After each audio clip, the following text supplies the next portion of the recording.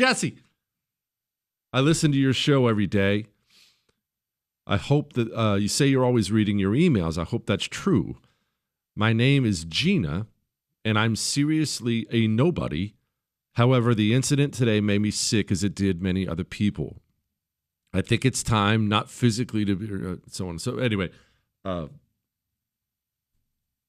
think they should use more devices where the person can be somewhere else but is still being seen on the screen. Not sure what the name of that is. I've seen it at concerts. That would help. Okay, so let's discuss this. Let's discuss this. First of all, don't ever call yourself a nobody. You are no less important than somebody with a big platform, somebody big and famous. You're not some nobody at all. We all matter. We are all part of this family, every single one of us. That's one. Two, I know what you're talking about. The churches do this. You're right. Concerts do this. You're not physically there, but your face is up on the screen. No. We will not allow the communists to intimidate us from speaking to people in person, from holding events. I brought it up last night, and I can't make promises and I can't give you a date yet, but I think we should go right back to Utah and have a gigantic event in honor of Charlie Kirk. And let's just say there are people involved already, and it's being put into motion. Right back there. Right back there. No.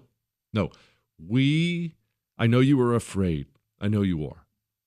And I understand why. I honestly, I get it. Once you see someone die on television and you fully digest how evil and subhuman the communists are, it's easy to be afraid. We will not allow their demonic ways to change a single thing. Remember what I've always told you about communists. How do you defeat communists? You find what he hates and you feed it to him. He will tell you. He's loud about it. He will tell you what he hates. He will tell you what he fears. You don't back off of it when he tells you that. You force feed it to him. If they tear down a statue of Christopher Columbus in your town, you don't put it back. You put it back and build 10 more of them. Whatever he hates. If they want you to stop posting the 10 Commandments in your child's school, post the 10 Commandments and then a bunch of other Bible verses in your child's school.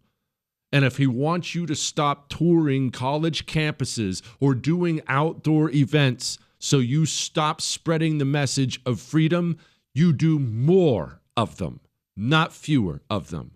Yes, we are going to take security precautions. There's no question about it. We have to acknowledge there is a vile Democrat base in this country ready to commit acts of murder. Many of them on all kinds of prescription drugs and everything else, so they're not even human anymore.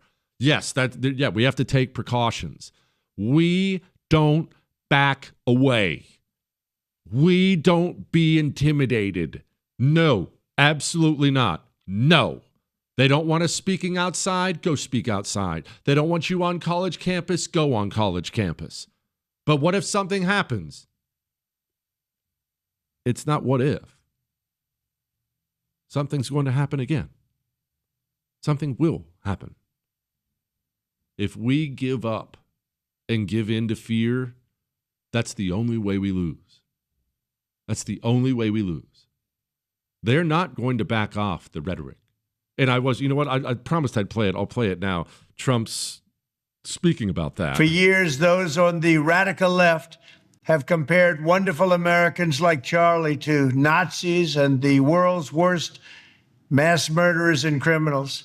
This kind of rhetoric is directly responsible for the terrorism that we're seeing in our country today, and it must stop right now.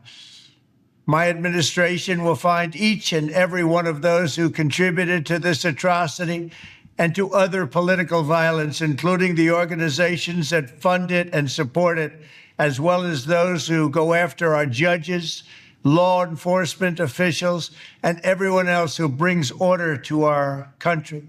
Radical left political violence has hurt too many innocent people, and taken too many lives.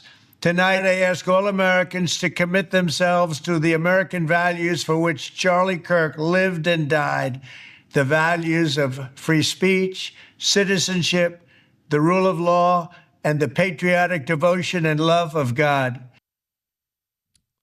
It's a wonderful message. Is the left going to accept it and change? I don't know. Let's ask Dan Goldman about it. Has to stop.